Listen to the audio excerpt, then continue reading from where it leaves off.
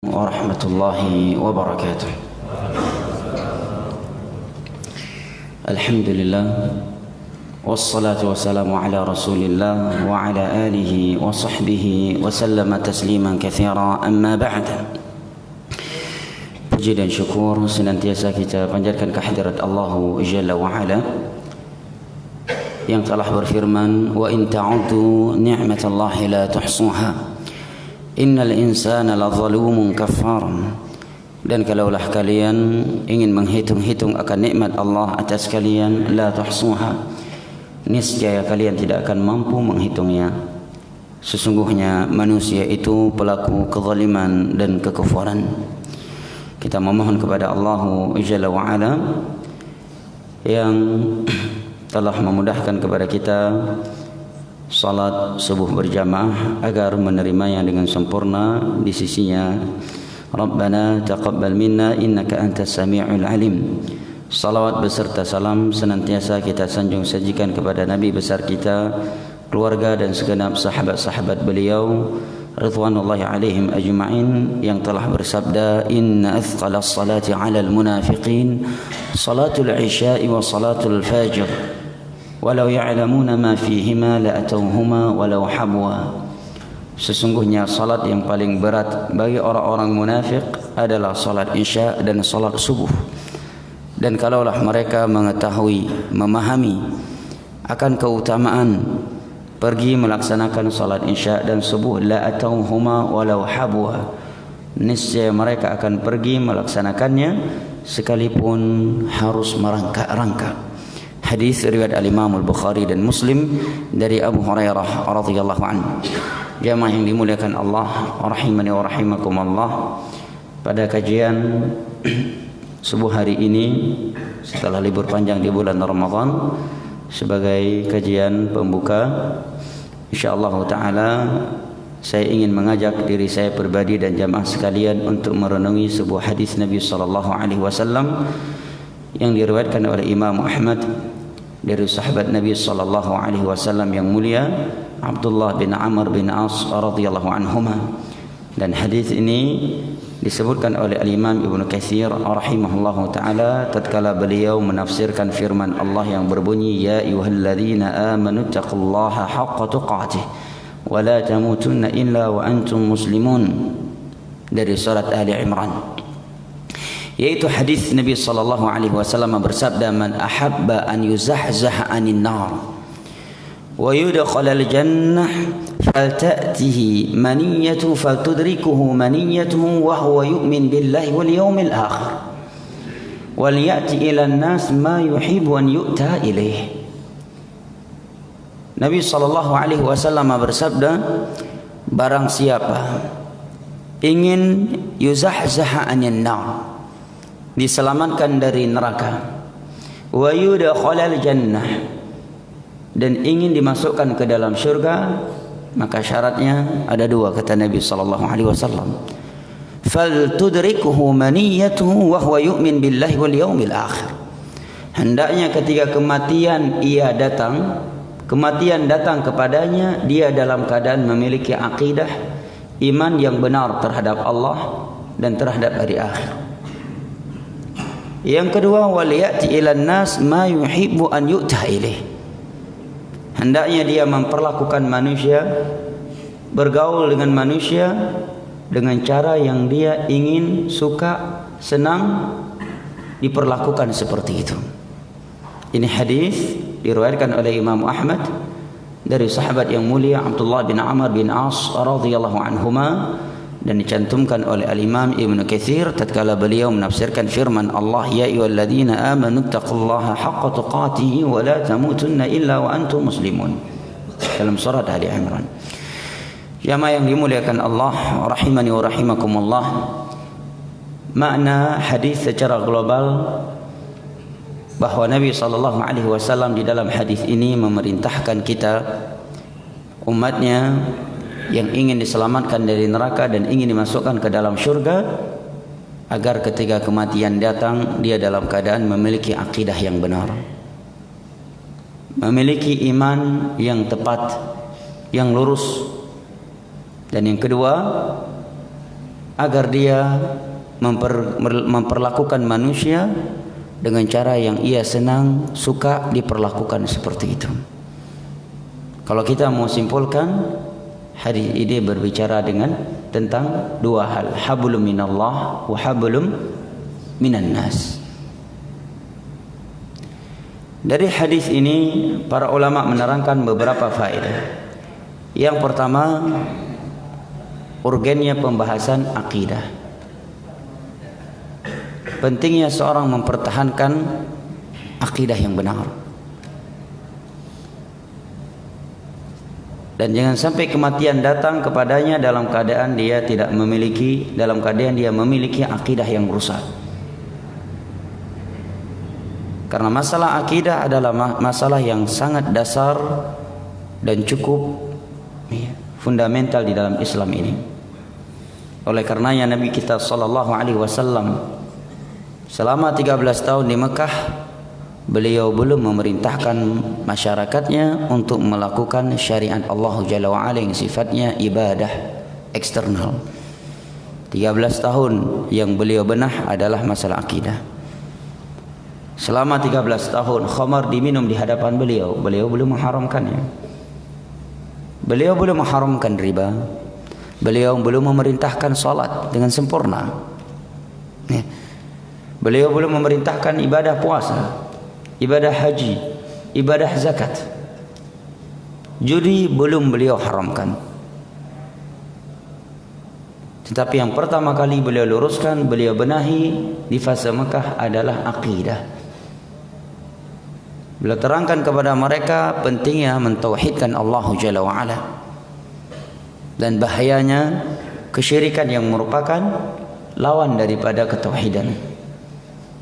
Kemudian beliau terangkan kepada mereka prinsip manhaj dalam beragama, bahwa beragama itu mengikuti wahyu dari Allah Jalla wa'ala, bukan mengikuti hawa nafsu dan adat istiadat yang telah berlaku di setempat.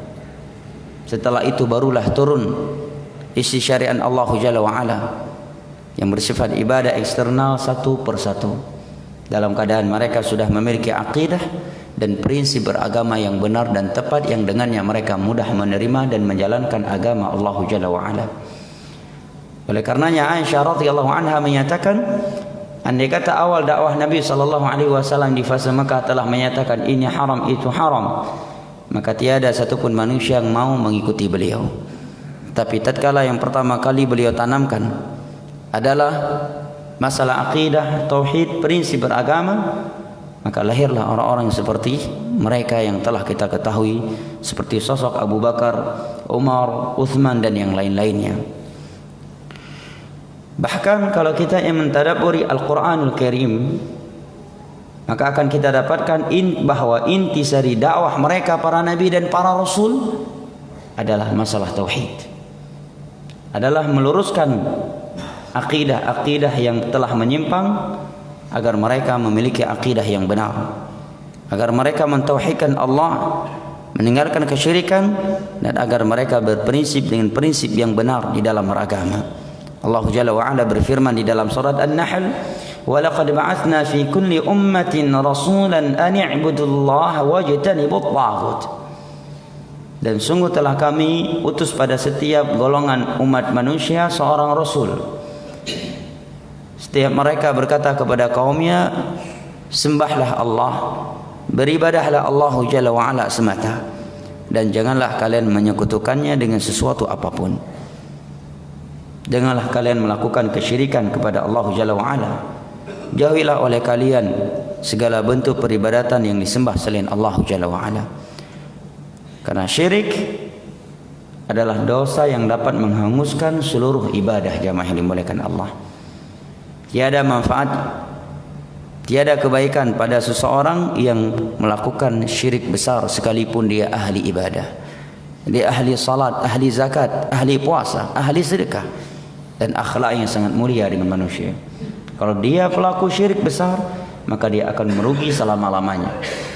Kenapa demikian? Karena Allah yang telah menegaskan hal tersebut di dalam sekian ayat Al-Quran. Di antaranya adalah firman Allah yang tertera di dalam surat An-Nisa, Allah berfirman, "Innallaha la yaghfiru an yushraka bih wa yaghfiru ma duna dzalika liman yasha." Sesungguhnya Allah tidak akan pernah mengampuni dosa syirik, dan Allah akan mengampuni seluruh dosa-dosa di bawah kesyirikan bagi siapapun yang Dia kehendaki. Atas dasar ayat ini, para ulama Ahlus Sunnati wal Jamaah menerangkan di dalam kitab-kitab akidah mereka, seperti Imam Ahmad dalam kitabnya Ushulus Sunnah, Al-Imam Al-Muzani dalam kitabnya As-Sunnah, Al-Ajuri dalam kitabnya Asy-Syari'ah, Al-Imam Lalikai dalam kitabnya Syarah I'tiqadi Ahli Sunnati wal Jamaah, Al-Imam At-Tahawi dalam Aqidah At-Tahawiyah dengan syarah Al-Imam Ibn Abil Ais menjadi syarah Aqidah At-Tahawiyah, dan kitab-kitab akidah yang lainnya, bahwa merupakan akidah Ahli Sunnati wal Jamaah bahwa seluruh dosa maksiat yang di bawah kesyirikan, apabila pelakunya mati dalam keadaan belum bertaubat kepada Allah, maka masih ada kemungkinan di hari kiamat dia dimaafkan oleh Allah tanpa harus masuk ke dalam neraka terlebih dahulu. Dia langsung dimasukkan ke dalam syurga. Dan sekalipun dia dimasukkan ke dalam neraka, maka dia tidak akan kekal di dalamnya, ya. Setelah dia dibersihkan dari dosa-dosa tersebut, maka dia akan dimasukkan ke dalam syurga. Adapun dosa kesyirikan tidak akan mendapatkan ampunan dari Allah sedikit pun. Allah juga berfirman dalam surat Al-Maidah, "Innahu may yusyrik billah faqad harramallahu 'alaihi al-jannata wa ma'wahu an-nar wa ma lidh-dhalimin min ansar." Sesungguhnya barang siapa yang melakukan kesyirikan kepada Allah, maka Allah haramkan untuknya syurga dan tempatnya adalah neraka. Wa ma lidh-dhalimin min ansar, dan tidak ada yang mampu menolong orang-orang yang melakukan kesyirikan, para pelaku kezaliman. Dan pelaku syirik adalah orang yang paling zalim di muka bumi ini. Tidak ada yang paling zalim di muka bumi ini ketimbang mereka para pelaku kesyirikan. Ini vonis dari Allah Jalla wa Ala di dalam surat Luqman, di mana Allah berfirman, "Inna syirka la zulmun azim." Syirik adalah kezaliman yang paling besar. Maka manusia yang paling zalim di muka bumi ini adalah mereka para pelaku syirik. Karena Allah yang telah berfirman, "Inna syirka la zulmun azim." Sesungguhnya syirik adalah kezaliman yang paling besar. Allah telah mengancam dengan firman-Nya yang telah kita simak di atas tadi, dan juga dengan firman-Nya yang tertera di dalam surat Al-Isra. "Innahu may yusyrik billah faka'annama kharra minas sama'i fatakhtafuhu at-tayr aw tahwi bihi ar-rihu fi makanin sahiq. Dzalika wa may yu'azzim sya'air Allah fa innaha min taqwal qulub." Barang siapa yang melakukan kesyirikan, maka dia seakan-akan orang dilempar dari langit, dari tempat yang sangat tinggi, kemudian disambar oleh burung-burung atau diterjang oleh angin ke tempat yang sangat jauh. Dan barang siapa yang mengagungkan syiar Allah, maka itu bagian dari ketakwaan hati. Dan syirik penghapus seluruh ibadah, jamaah yang dimuliakan Allah. Syirik merupakan penghapus, pembatal keislaman, pembatal ibadah. Sebanyak apapun ibadah seorang hamba, kalau dia melakukan syirik besar, semua itu akan hangus, akan lenyap, tiada berguna di hari kiamat. Allah berfirman di dalam surat Al-Furqan, "Wa qadimna ila ma 'amilu min 'amalin faja'alnahu haba'an manthura." Kami kumpulkan ibadah-ibadah yang telah mereka lakukan di dunia, maka kami jadikan debu yang berterbangan. Kata Imam Az-Zahabi, karena kesyirikan yang dia lakukan. Ya, para ulama yang lain menerangkan dengan penjelasan dengan bahasa yang lain, tapi maknanya sama, karena dia membawa akidah yang kufur. Di dalam surat Az-Zumar, Allah Jalla wa Ala berfirman, "Wa laqad uhiya ilaika wa ila alladhina min qablik la in asyrakta la yahbatanna 'amaluka wa la takunanna minal khasirin." Dan sungguh telah diwahyukan kepada engkau, wahai Nabi Muhammad, dan kepada seluruh nabi sebelum engkau. Apa bunyi wahyunya? La in asyrakta la yahbatanna 'amaluk wa la takunanna minal khasirin.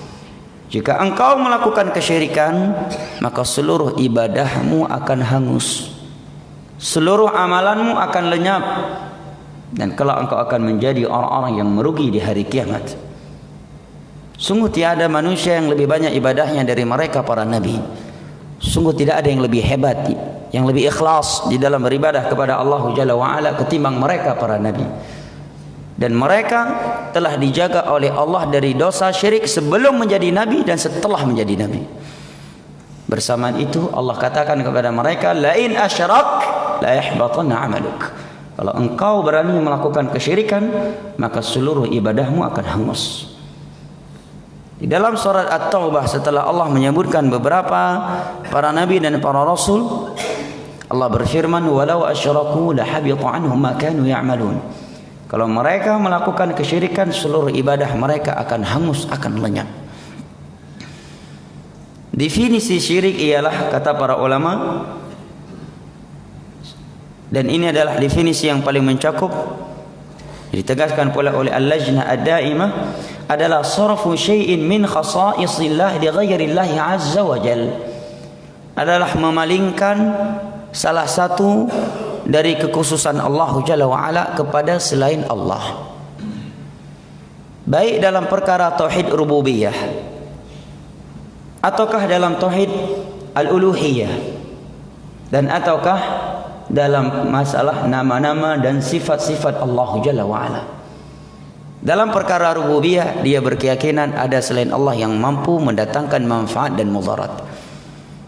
Ada selain Allah yang mampu mengatur alam semesta ini, yang mampu memberikan rezeki, yang mampu menyembuhkan, yang mampu menurunkan penyakit.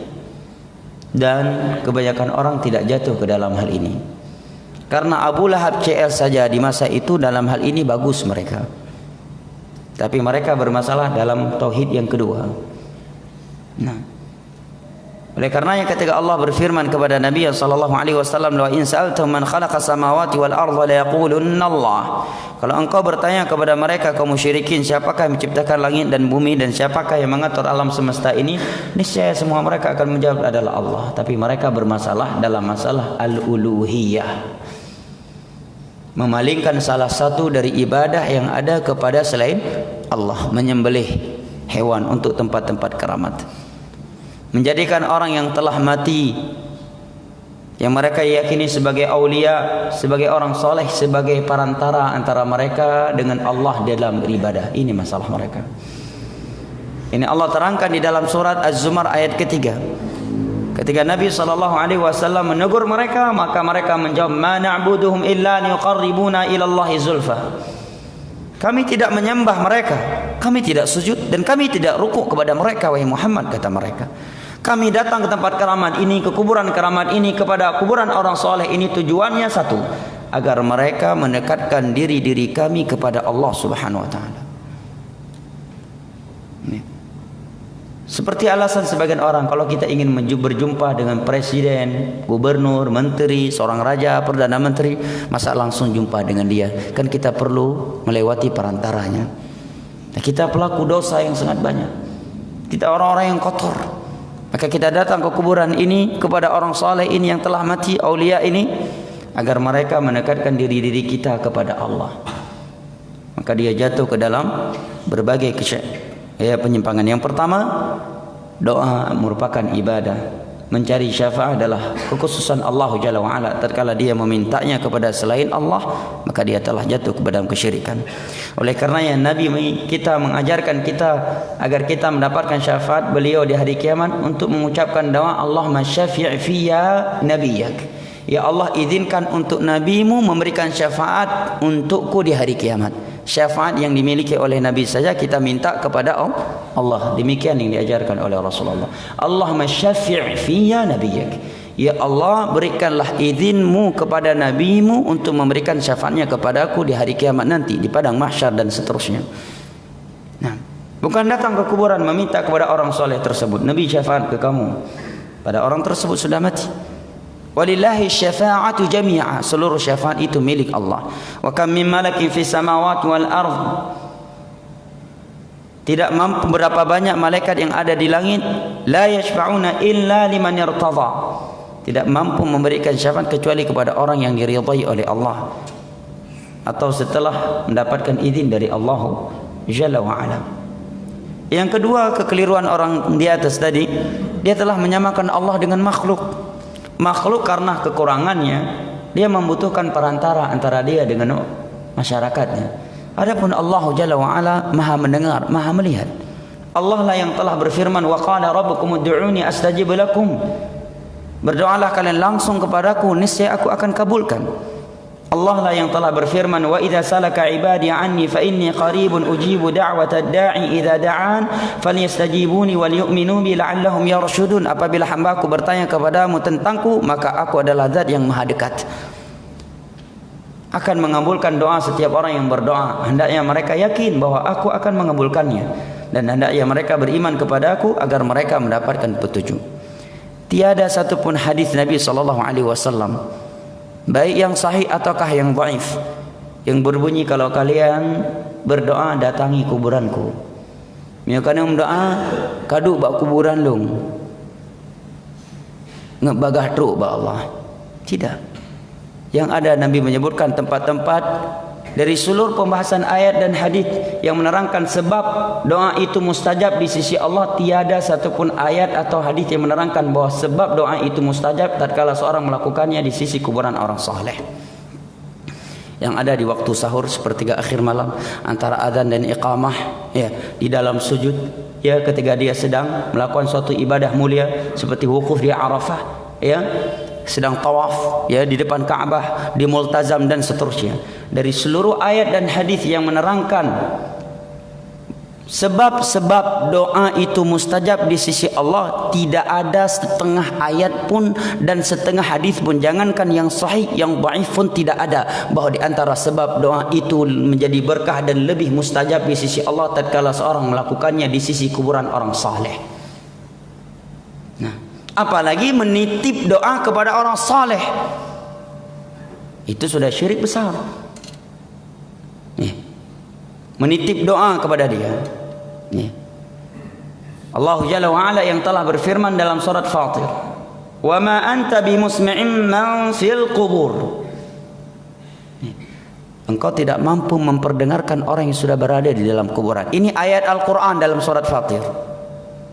Andai kata mereka mendengar dengan izin Allah, tetapi Allah terangkan hakikat pendengaran mereka. Walau sami'u mastajabu lakum. Andai kata mereka mendengar, maka mereka tetap tidak mampu mengabulkan permintaan kalian, karena mereka lebih butuh kepada doa orang lain. Mereka sedang diazab atau diberikan nikmat. Ada yang beralasan bahwa Nabi SAW lah yang telah bersabda, sallu alayya fa inna salatakum tablughuni haitsu kuntum. Bersalawatlah kalian kepadaku, niscaya Allah akan niscaya salawat kalian akan sampai kepadaku dimanapun kalian berada. Dalam hadis yang lain, barang siapa yang bersolat kepadaku, maka Allah kembalikan ruhku untuk menjawab salawat mereka tersebut. Maka jawabannya tidak ada sedikit pun penjelasan dari hadis tersebut secara tersurat atau tersirat agar menjadikan kuburan Nabi sebagai tempat berdoa. Hadis itu hanya menerangkan kepada kita agar kita selalu bersolawat kepada Nabi, dan dimanapun kita bersolawat kepada Nabi, salawat kita kepada beliau tetap akan sampai sekalipun kita berada jauh dari sisi beliau yang telah wafat atau di saat itu masih hidup. Ya. Oleh karenanya terjadi berbagai kejadian besar setelah Nabi meninggal. Banyaknya orang murtad di masa Abu Bakar, orang-orang yang tidak mau mengeluarkan zakat. Terjadi perang ini, perang itu di masa Abu Bakar, Umar, Utsman, Ali. Tidak ada satupun di antara mereka sebelum berangkat jihad, sebelum berangkat perang, sebelum berangkat haji, atau habis Idul Fitri, menjelang Ramadan dan seterusnya datang ke kuburan Nabi dulu sallallahu alaihi wasallam meminta, berpesan dan seterusnya. Tidak ada jamaah. Kenapa demikian? Karena itulah yang diperintahkan oleh Rasulullah sallallahu alaihi wasallam. Nabilah yang telah bersabda, la tattakhidhu qabri wathanan yu'bad. Ya, Nabi memohon kepada Allah, Allahumma la yutakhadh qabri wathanan yu'bad. Ya Allah, jangan sampai kuburanku menjadi situs kesyirikan. Yang suka menjadikan kuburan sebagai tempat ibadah, menurut berita Nabi Muhammad, adalah kaum Yahudi dan Nasrani. Apa buktinya? Buktinya hadis riwayat Imam Muslim dari Ummu Salamah atau Aisyah radhiyallahu anha. Nabi yang telah bersabda, laknatullahi 'alal yahudi wan nasara ittakhadhu qubur anbiya'ihim masajid. Laknat Allah kepada Yahudi dan Nasrani yang suka menjadikan kuburan para nabi mereka sebagai situs ibadah, sebagai tempat-tempat ibadah. Ini dari Nabi SAW. Hadis riwayat Imam Muslim. Nabi yang memvonis demikian, Nabi yang bersabda demikian. Beliau yang berkata, la'natullahi 'alal yahudi wan nasara ittakhadhu qubur anbiya'ihim masajid. Laknat Allah kepada Yahudi dan Nasrani yang suka menjadikan kuburan sebagai situs ibadah, sebagai tempat ibadah. Ini hadis riwayat Imam Muslim. Nah, hadis Nabi SAW. Dan kalau kita membuka Al-Quran, membaca surat Al-Kahfi, akan kita dapatkan sebuah ayat yang menerangkan bahwa manusia yang pertama kali menjadikan kuburan sebagai tempat ibadah adalah kaum Yahudi. Itu firman Allah dalam surat Al-Kahfi. Allah yang berfirman, wa qala alladziina ghalabu ala amrihim lanattakhidanna 'alaihim masjida. Orang-orang yang menang, yang kuat di antara mereka menyatakan, kita akan membangunkan masjid, tempat-tempat ibadah di atas kuburan mereka. Ya, ini ashabul kahfi, karena anggapan mereka aulia. Begitu mati mereka ingin membangunkan tempat-tempat ibadah, karena tiada nama masjid untuk umat terdahulu, yang ada adalah gereja dan semisal dengannya. Ya, tempat ibadah. Ini kebiasaan Yahudi, kebiasaan Nasrani. Kok malah dijadikan sebagai situs Islami? Yang tidak mengindahkannya, tidak melakukannya, dikatakan ya Wahabi dan seterusnya. Dan ketika Fathu Makkah, Nabi mengutus Ali bin Abi Thalib untuk melakukan satu hal. Alla tad'a timsalan illa tamastah, wala qabran musyrafan atau musyrifan illa sawaita. Wahai Ali, aku utus engkau masuk ke Makkah. Semua patung yang disembah selain Allah, semua patung yang ada, pecahkan. Dan semua kuburan yang ditinggikan, ratakan. Tidak ada kuburan yang boleh tinggi lebih dari 1 jengkal di dalam Islam. Dan Nabi SAW, kata Jabir bin Abdullah, nahan Nabi SAW an yujassasal qabr wa an yubna alih. Nabi melarang mengkapuri, menamai kuburan dan membangunkan bangunan di atasnya. Ini aturan Islam, jemaah, bukan aturan dakwah tertentu. Ini bukan ideologi Yahudi, ini ideologi Islam, ini akidah Islam. Ayatnya jelas, hadisnya jelas. Dan itu prinsip agama yang ditanamkan oleh Rasulullah SAW. Sekarang menjadi situs Islami. Nah, pada ayat cukup jelas, hadis Nabi cukup jelas. Dalam mazhab apapun, ya, maka dosa syirik adalah dosa yang sangat berbahaya. Ya. Terlebih lagi dalam syirik uluhiyah, rata-rata manusia jatuh ke dalam hal ini. Atau banyak di antara manusia, mohon maaf, bukan rata-rata, maksud saya rata-rata di masa Nabi SAW. Kaum musyrikin di masa Nabi rata-rata jatuh ke dalam kesyirikan adalah syirik bagian kedua dalam masalah peribadatan, tujuan ibadah. Bukan dalam masalah pertama tadi, rububiyah. Menyembelih itu selain Allah. Nabi bersabda, man la'anallah man dzabaha li ghairillah. Laknat Allah kepada orang yang menyembelih selain Allah. Sembelih untuk laut agar tidak diganggu oleh penjaga laut dan seterusnya. Menyembelih untuk ini, menyembelih untuk itu. Ya. Yang ketiga adalah masalah nama-nama dan sifat-sifat Allah Jalla wa'ala. Nah, dia berkeyakinan bahwa nama Allah dan sifatnya itu sesuai dengan keagungannya Allah Jalla wa'ala sebagai Al-Khaliq, yang tidak dapat diperbagaimanakan dengan akal manusia, yang tidak boleh diserupakan dengan sifat atau nama makhluk, tidak boleh ditiadakan dan tidak boleh diselewengkan dari makna yang tersurat pada sifat tersebut kepada makna yang tersirat dengan bahasa ilmiah, mentawil atau mentahrifnya dari makna yang ada pada sifat atau nama tersebut. Ini aqidah asma was sifat. Naam. Kemudian yang kedua ada syirik kecil namanya. Syirik kecil dia memang tidak membatalkan Islam. Dia tidak mengekalkan pelakunya di dalam neraka Allah. Dia juga tidak menghanguskan ibadah, tetapi dia merupakan dosa besar. Apa itu syirik kecil? Contohnya riya. ingin didengar dan dilihat oleh manusia ketika beribadah dengan tujuan agar dipuji dan disanjungi oleh mereka.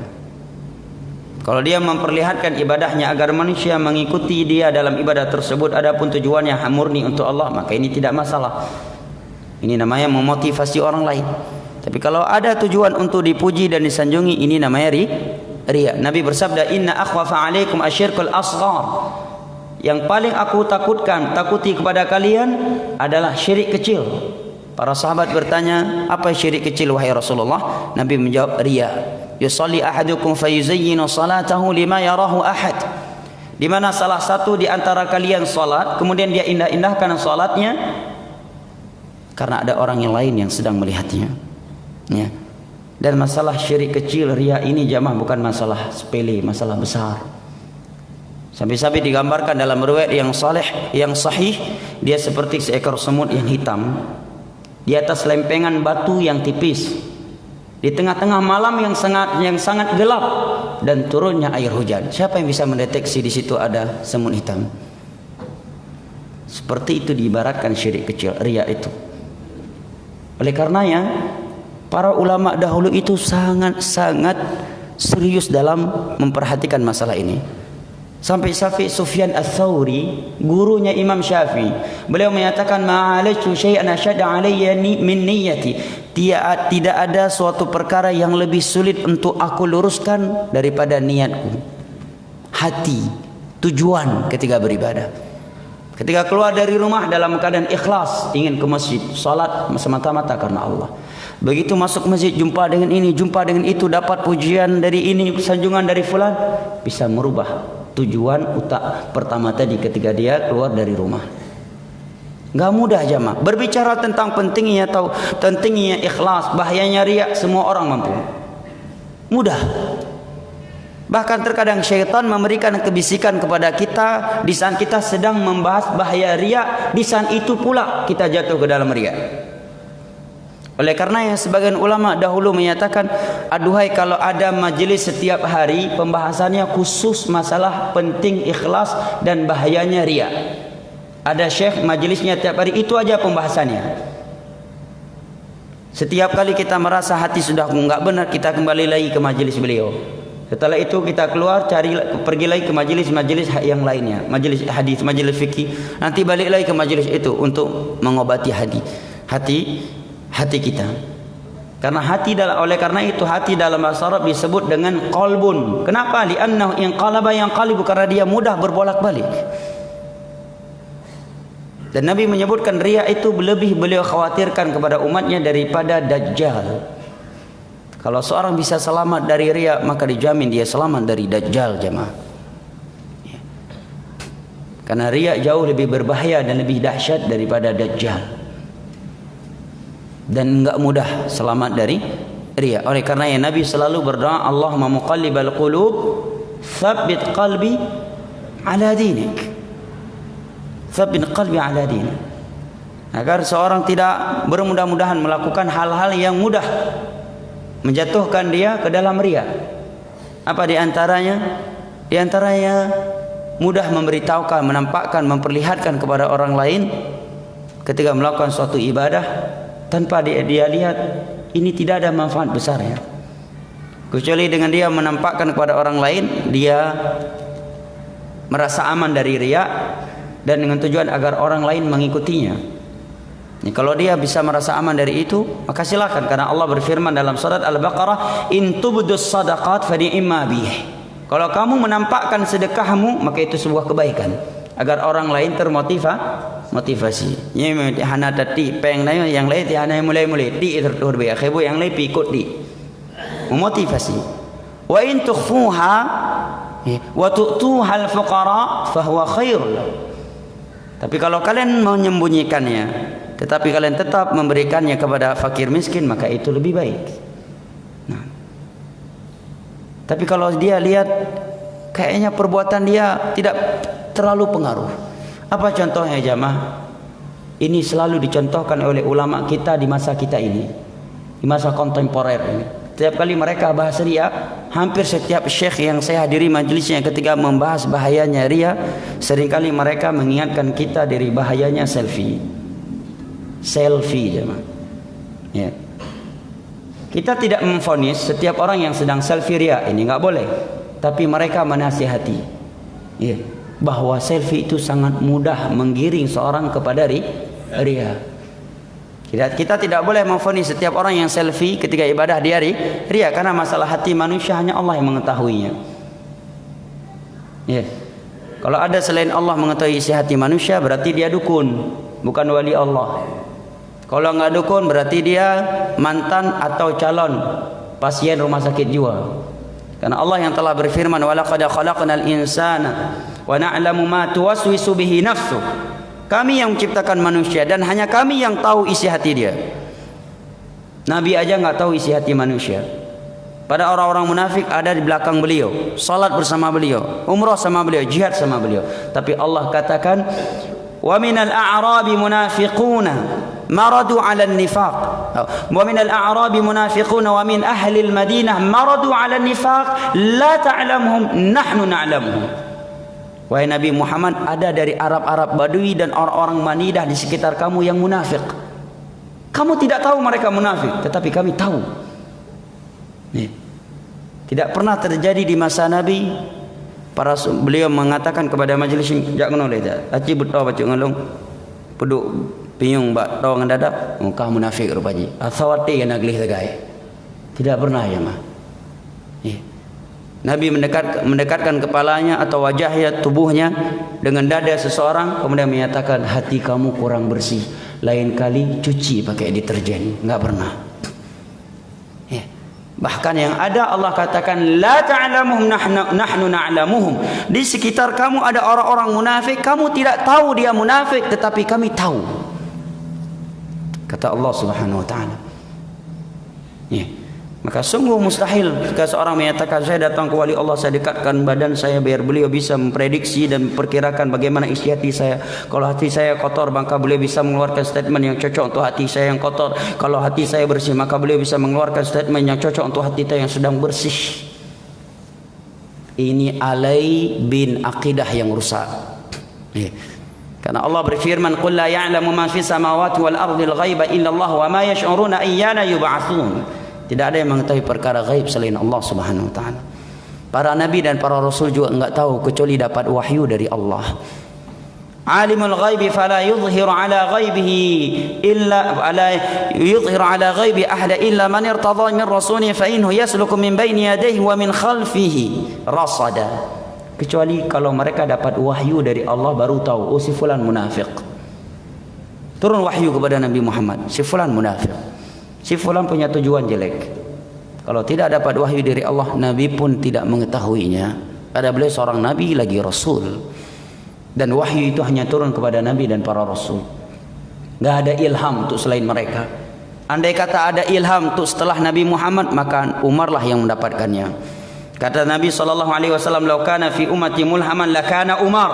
Kalau di umatku ini ada orang yang mendapatkan ilham selain Nabi seperti umat-umat terdahulu, maka Umarlah orangnya. Andai kata ada, kata Nabi, menunjukkan tidak ada. Karena lau dalam bahasa Arab haful imtina' lil imtina', sebuah huruf yang digunakan untuk sesuatu tidak terjadi. Andai kata kamu datang tadi, menunjukkan apa? Tadi dia tidak ada datang. Lau harful imtina' lil imtina' dalam bahasa Arab. Baik.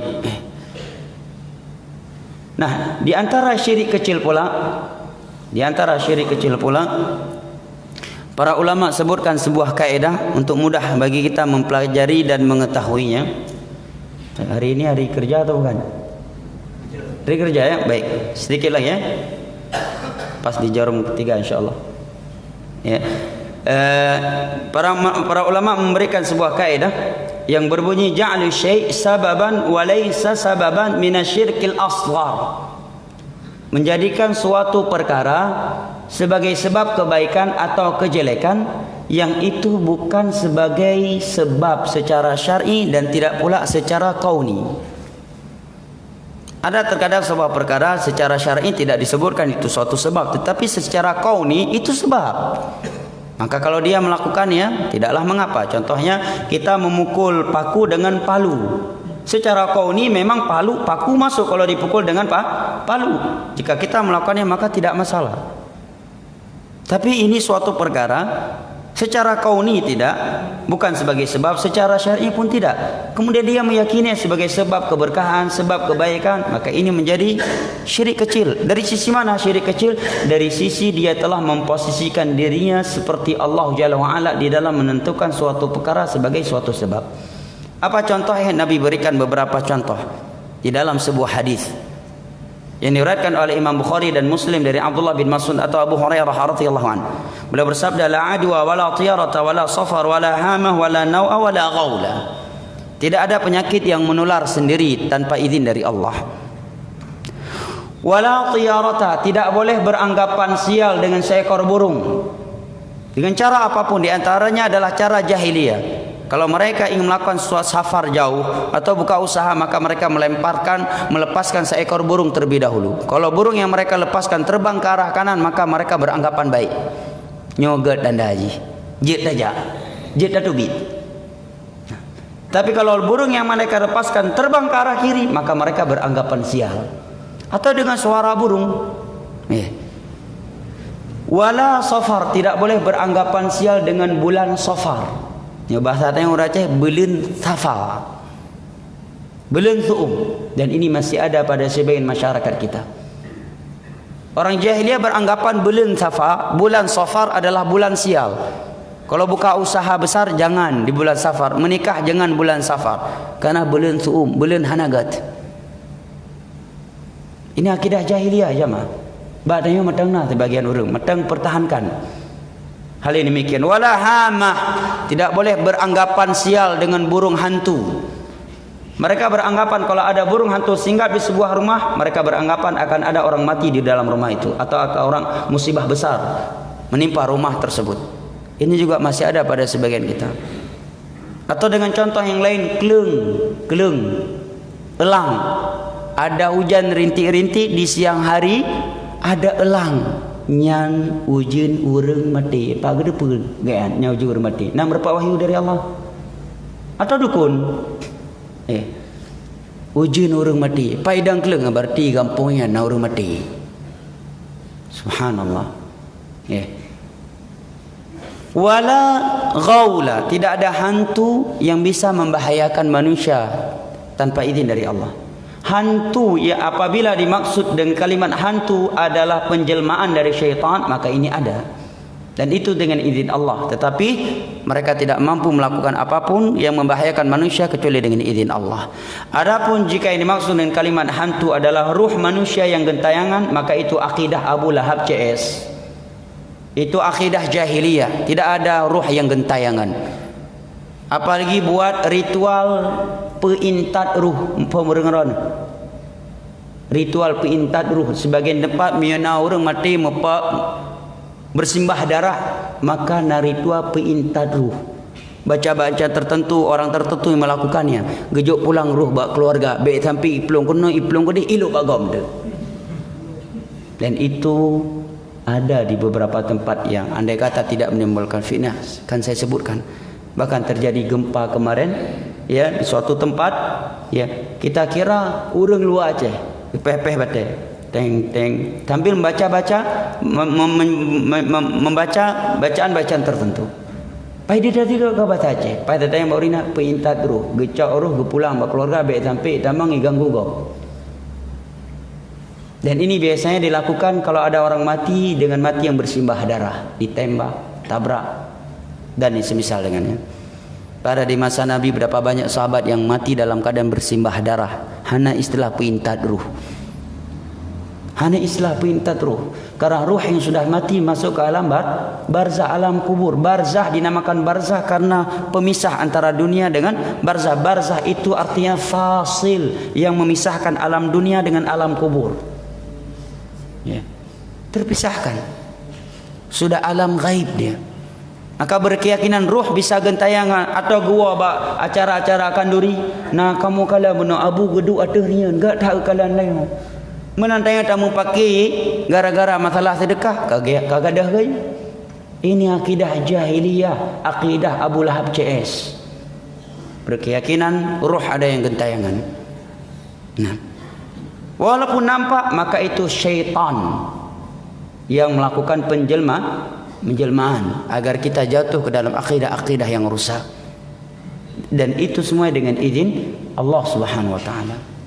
Dan masih banyak lagi bentuk-bentuk syirik kecil di tengah-tengah masyarakat kita. Ya. Yang menyerupai syirik kecilnya orang jahil, seperti beranggapan bulan Safar bulan sial. Ya. Masa jahiliyah mereka beranggapan bulan Syawal bulan sial untuk menikah. Maka mereka tidak berani menikah di bulan Syawal karena mereka beranggapan barang siapa yang nikah di bulan Syawal pernikahannya akan sial.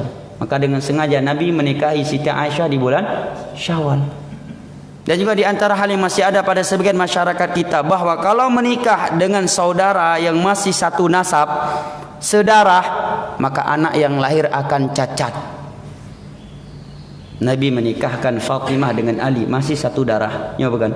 Nyoba tak ada urung pidi matang hidang wali Ali dengan Fatimah. Nyoba kan? Misalah orang-orang acara nyo hidang wali. Saya Fatimah bintu Muhammad bin Abdullah bin Abdul Muttalib. Ali bin Abi Talib bin Abdul Muttalib. Pak merpak Fatimah ngali Pak Abdul Muttalib. Nyo bahasa kamu orang pidi nyo mataikan wali. Nyo kan? Ya, kalau di Bandar Aceh wali juga Kiban Bang Muhammadiyah wali. Maka matang sabuh darah tapi kan mahram. Baik takkan anak sepupu Nabi dengan Ali kan sepupu idang. Ya, dengan ya adik abang. Ya Ali dengan ya Nabi Muhammad sallallahu alaihi wasallam adik abang. Sepupu dalam Islam kan mahram. Pelam anak sepupu tapi mata sabuh darah. Kepekawin Nabi. Apakah anak mereka cacat? Tidak. Sempurna dunia dan sempurna agama Hasan dan Husain. Ini matangna abad sebagai orang tengok. Bahkan ada yang berkeyakinan anak bungsu jangan sampai nikah dengan anak bungsu. Nanti ada yang mati salah satu di antara mereka. Ya. Atau yang lainnya, itamang bambang rumah, kupu-kupu ke dalam rumah, tanda akan kedatangan tamu. Kalau kupu-kupunya besar berarti tamunya agak besar. Kalau kupu-kupunya kecil berarti tamu kecil. Ini mitos jemaah. Ya. Ini mitos. Ya. Atau pakai baju yang balik tiba-tiba nemit, masya Allah nyak mentua mudah rezeki kah nyak mentua. Paidu mudah rezeki. Ngembaja yang membalik. Perhatikan dia telah menjadikan ja'lu syai' sababan wa laysa sababan wa huwa minasyirkil asghar, menjadikannya sebab rezeki yang itu bukanlah sebagai sebab secara syar'i dan tidak pula secara kauni. Bukti secara kauni pakai baju yang membalik hana mudah rezeki, pakai baju yang balik mu dual hetun tapi baik kerja duk mentai remo ya gani lebih peng sebaguni. Apakah datang rezeki? Enggak juga. Berarti bukan sebab sebagai kauni dan syar'i. Contoh yang lainnya, pesiju. Ini juga syirik kecil. Kalau dia berkeyakinan pada ritual pesiju itu sebagai sebab berkah. Ini syaratnya. Kalau dia meyakini sebagai sebab berkah. Pernikahannya akan menjadi berkah gara-gara pesiju. Rumahnya akan menjadi berkah gara-gara pesiju. Kendaraannya akan menjadi berkah gara-gara pesiju. Umrah hajinya menjadi berkah gara-gara pesiju.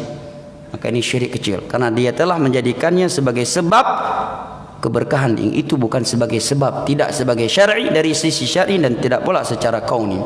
Dan ada sisi ketergantungan hati kepada selain Allah Subhanahu wa taala di dalamnya, dan rata-rata orang melakukannya karena tujuan ini. Ya, kebanyakan yang melakukannya karena tujuannya. Apa buktinya? Buktinya kalau kendaraan baru enggak berani dia pakai kalau belum pesiju.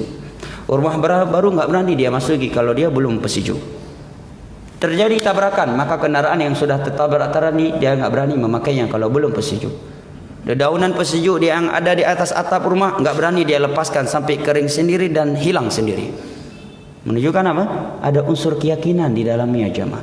Cuma apa kita tekan hana pak gejauh paninahnya kan ada tagay lahir kan nampak pak gedang getih. Nampak pak kepekerh. Hana pak jauh boleh. Ya. Padahal ada unsur akidah di situ. Buktinya bahkan terkadang sebagian pesta pernikahan hampir batal gara-gara itu enggak ada. Menunjukkan apa itu? Ada unsur akidah. Ya.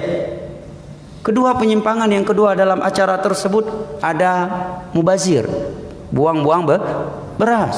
Wala tubadzir tabdzira innal mubadzirina kanu ikhwana syayatin. Ketika mencetuskan suatu ibadah tanpa dasar dari Al-Quran dan hadis dengan pemahaman para sahabat Nabi, karena ada konteks zikir khusus di dalam ritual tersebut. Apa dalilnya? Kalau kita masuk masjid Allah maftahli, membaca Allah maftahli min abwabi rahmati, konteks khusus ketika masuk masjid, kan ada dalilnya. Kita membaca konteks khusus ketika menjelang masuk WC, Allahumma inni a'udzubika minal khubuthi wal khaba'ith, ada dalilnya. Kalau dalam hal ini mana dalil dari Al-Quran dan hadis dan syariat? Sumber agama adalah Al-Quran dan hadis. Dengan pemahaman mereka para sahabat Nabi. Cabang dari itu adalah ijma' atau qiyas yang mu'tabar, yang sahih. Yang keempat, adanya sisi keserupaan dengan kebiasaan Hindu dan yang semisal dengannya. Dan Nabi bersabda, man tasyabbah biqaumin fahuwa minhum. Barang siapa yang menyerupai suatu kaum, maka dia bagian dari kaum itu. Nah, wallahu a'lam bishawab, karena ini hari kerja saya kira sampai di sini, lebih dan kurang yang saya mohon maaf. Wabillahi taufiq wal hidayah wa sallallahu ala nabiyina Muhammad wa ala alihi wa sahbihi wa sallam wa akhiru da'wana anil hamdulillahi rabbil alamin. Wassalamu alaikum warahmatullahi wabarakatuh.